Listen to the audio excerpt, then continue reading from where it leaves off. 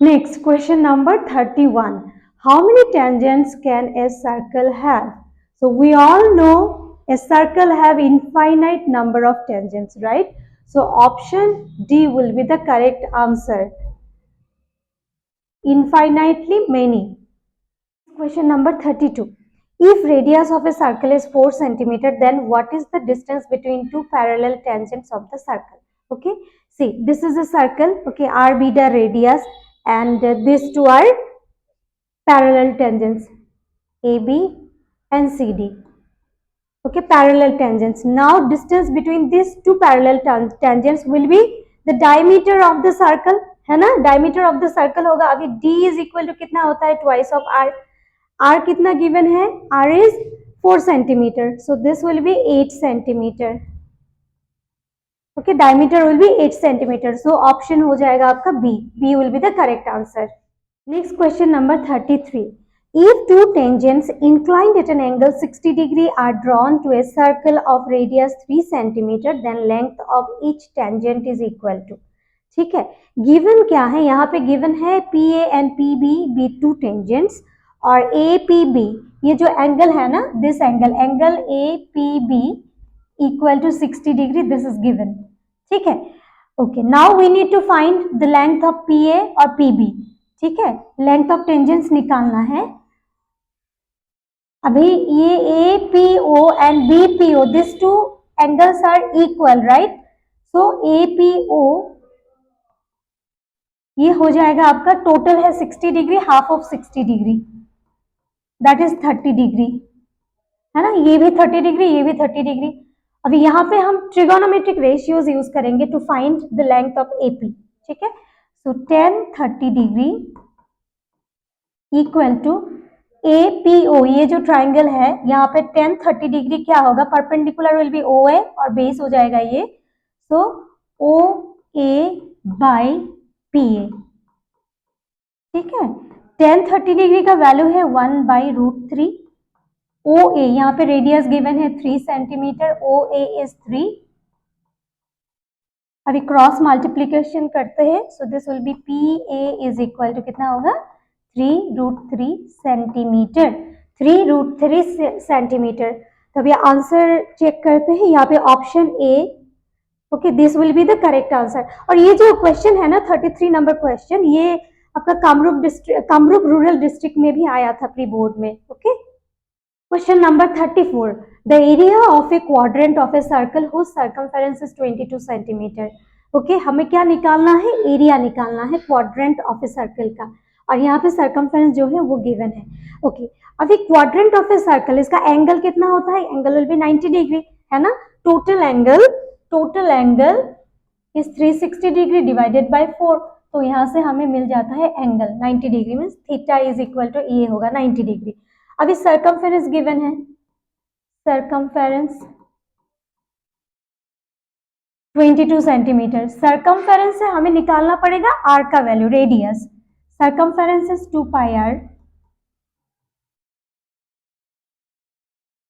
2 इधर चला जाएगा, पाई का वैल्यू है 22/7 into r, 22 divided by 2.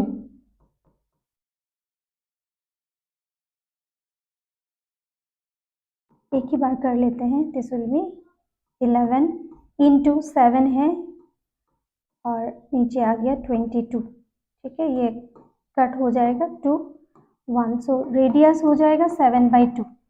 Radius हो गया 7/2 सेंटीमीटर. ठीक है, अभी हमें निकालना है एरिया. एरिया का फॉर्मूला है theta by 360 degree into pi r square. Theta is 90 degree, 360 degree into pi का वैल्यू है 22/7 और r है 7/2, तो स्क्वायर है तो we can write 2 times 7/2 into 7/2.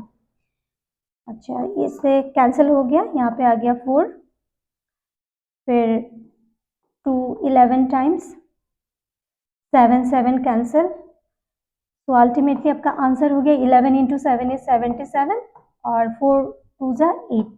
कितना? Centimetre square, 77/8 centimetre square. तो यहाँ पे ऑप्शन नंबर B जो है ये हो जाएगा आपका सही answer.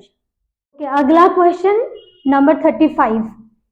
If the circumference and area of a circle are numerically equal, then diameter of the circle. ठीक है, हमें diameter निकालना है और given क्या है, circumference and area of a circle are equal. ठीक है, so circumference कितना होता है 2 pi r, area क्या होता है pi r square, ये हमें मालूम है ना. Okay. अभी पाई पाई बोथ साइड कैंसिल हो जाएगा और यहाँ पे r है r स्क्वायर, सो r स्क्वायर ये कैंसिल हो जाएगा, यानी कि r का वैल्यू है 2. ठीक है, बट हमें क्या निकालना है, हमें निकालना है diameter. Diameter is twice of r, right. t is equal to 4. यहाँ पे गलती मत करना, कभी क्या होता है कि r इक्वल टू 2 तो आप लोग क्या करते हो, आंसर में भी 2 चूज कर लेते हो, ये मत करना. ठीक है, डायमीटर निकालना है. डायमीटर इज 4 सेंटीमीटर, तो आपका आंसर होगा option number C. Next question number 36. A cone, a hemisphere and a cylinder has same radius and same height. The ratio of their volumes will be. हमें निकालना है ratio of their volumes. ठीक है, तो किसका निकालना है, cone, hemisphere and cylinder का. ठीक है, कोन का वॉल्यूम का फॉर्मूला है 1/3 pi r square h.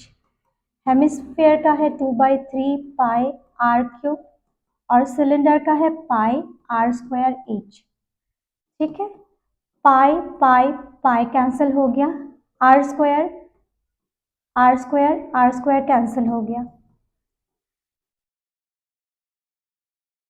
Okay, अभी क्वेश्चन में क्या गिवन है, हाइट, सेम हाइट है एंड सेम रेडियस. ठीक है, तो जो हेमिस्फीयर का जो रेडियस है that will B height, height भी रेडियस का इक्वली होगा, है ना. तो यहाँ पे h r h ये भी कैंसिल हो जाएगा. This will be 1/3 2/3 1. After simplification, ये सिंप्लीफाई करने के बाद हमें मिलेगा 1:2:3. ठीक है, सो ये हो गया आपका आंसर और option A will be the correct answer. और ये जो क्वेश्चन है ना, ये रिपीट क्वेश्चन है, ये एक्चुअली प्री बोर्ड में कामरूप मेट्रो में भी आया था. Okay, next question number 37. The total surface area of A cube of volume 64 centimetre cube. हमें निकालना है टोटल सरफेस एरिया क्यूब का. ठीक है, एंड गिवन है volume equal to 64 centimetre cube. Volume given है 64 सेंटीमीटर क्यूब. तो पहले हमें निकालना पड़ेगा side. Okay, let L be the side of the square, so L cube is equal to 64 centimeter cube. 64 is 4 cube, right? तो L का value हो जाएगा आपका 4 सेंटीमीटर. ठीक है, L is 4 centimeter. Now we need to find total surface area. So TSA of a cube, इसका formula है 6 into L square, right? 6 into L square means 4 square. 6 into 4 square is 16. तो answer हो जाएगा 96 centimetre square. Answer is 96 centimetre square. So option A will be the correct answer. Let's move to question number 38. The maximum volume of a cone that can be curved out of a solid hemisphere of radius r is. ठीक है, हमें कोन का volume निकालना है. अभी question में क्या given है, देखो ये हो गया एक हेमिस्फीयर. ठीक है, यहाँ से एक कोन कार्व्ड आउट कर दिया गया. सो ये जो कोन है ना, इसका मैक्सिमम वॉल्यूम कितना होगा वही हमें निकालना है. ठीक है, तो कोन का वॉल्यूम का फॉर्मूला क्या है, कोन का वॉल्यूम होगा आपका 1/3 पाई r स्क्वायर h. ठीक है, तो यहाँ पे कुछ नहीं करना है, सिंपली h को रिप्लेस करना है बाय r. यहाँ पे कोन का जो हाइट होगा that will be equal to radius of the hemisphere, है ना. सो सिंपली यहाँ पे क्या होगा, h को रिप्लेस कर दिया by r. So this will be 1/3 pi r cube. 1/3 pi r cube, this is the correct answer. So option B हो जाएगा आपका सही answer. Next question number 39. The mean of first and natural number is. ये भी repeat question है. ठीक है, हमें निकालना है mean of first and natural numbers. Natural numbers जो है ये हो गया ये. ठीक है, अभी मीन का फॉर्मूला था sum of observation by number of observation. Sum हो गया 1 + 2 + 3 + अप टू n, और नंबर ऑफ ऑब्जर्वेशन कितना है, n है। ओके अभी जो सम है 1 + 2 + 3 up to n, natural number का सम का फॉर्मूला है n + 1/2। इधर है n, ये हमें एपी में मिला था, है ना।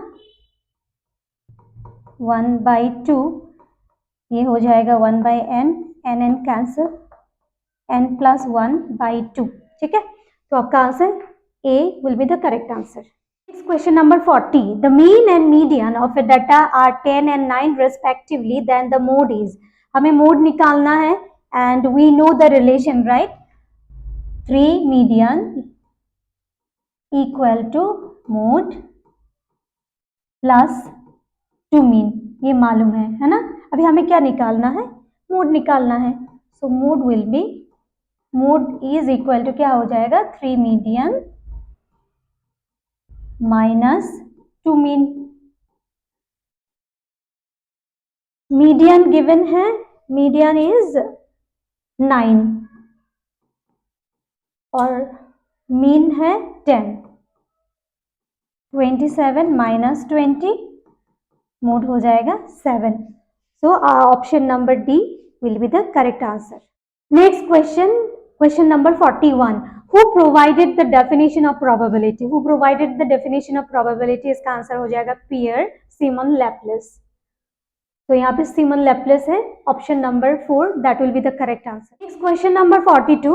Which one of the following cannot be the probability of an event? ठीक है, ऑप्शंस में से कौन सा probability of an event नहीं हो सकता है। So we know probability of an event always lies between 0 and 1, है ना। 0 से छोटा नहीं हो सकता है या तो 1 से बड़ा नहीं हो सकता है। तो ये तो प्रोबेबिलिटी हो सकता है 0, है ना। 0.07 ये भी 1 से छोटा है, सो ये भी हो सकता है, डी भी हो सकता है, ठीक है, बट बी नहीं हो सकता है क्योंकि यहाँ पे 7 डिवाइडेड बाय 0.01 है, तो इसका आंसर ऑब्वियसली 1 से बड़ा ही होगा, सो ये प्रोबेबिलिटी नहीं हो सकता है। सो इसका सही आंसर होगा option number B. Next question number 43। Consider the following statements. यहाँ पे कुछ स्टेटमेंट्स गिवन है, ठीक है। The probability of a certain event is 0. Probability of a certain event 0 हो सकता है क्या, नहीं हो सकता ना। Probability of a certain event is 1, तो ये false है। The sum of the probabilities of all the elementary events of an experiment is 1. This is true, ये सही है।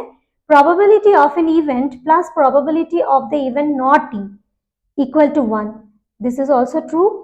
The probability of an event is greater than or equal to 1. Greater than or equal to 1 होता है, नहीं होता है। This should be less than or equal to 1 and less than or equal to 0. No, this should be greater than or equal to 0.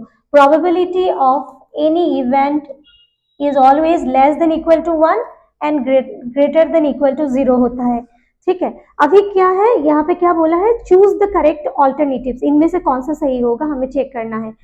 1, 2, 3 are true, नहीं, 1 true नहीं है। 2, 3, 4 are true, 4 भी true नहीं है।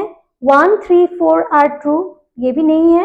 Only 2 and 3 are true, yes 2 and 3 are true. So option D हो जाएगा आपका सही answer. Okay, next question number is 44। assertion the product of 3 plus root 2 and 4 minus root 3 is irrational। ठीक है, यहाँ पे प्रोडक्ट जो है ये दो नंबर्स के, ये इरेशनल है, ये सही है कि नहीं है, we need to check that, ठीक है। तो let's check it. Into 4 minus root 3, पहले 3 4 ज़ा 12, 3 into root 3 is plus minus, so this will be minus 3 root 3, ठीक है। Next root 2 into 4 is 4 root 2, plus minus minus हो जाएगा root 2 into root 3, this will be root 6, है ना। Root 2 into root 3 is root 6, so this is an irrational number, यानी कि जो assertion given है दैट इज ट्रू, ये true है। अभी रीजन में दिया हुआ है the product of two irrational number is irrational, product of two irrational number is irrational, this is not always true, ठीक है। जैसे कि root 3 into root 3, this is equal to root 9, which is equal to 3. 3 is a rational number, so जो reason given है that is false. ठीक है, अभी option में से आपका सी ऑप्शन हो जाएगा सही answer. A is true and R is false.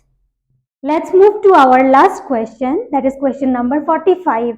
A straight line which intersects a circle in 2 points is called. This is direct question from your book.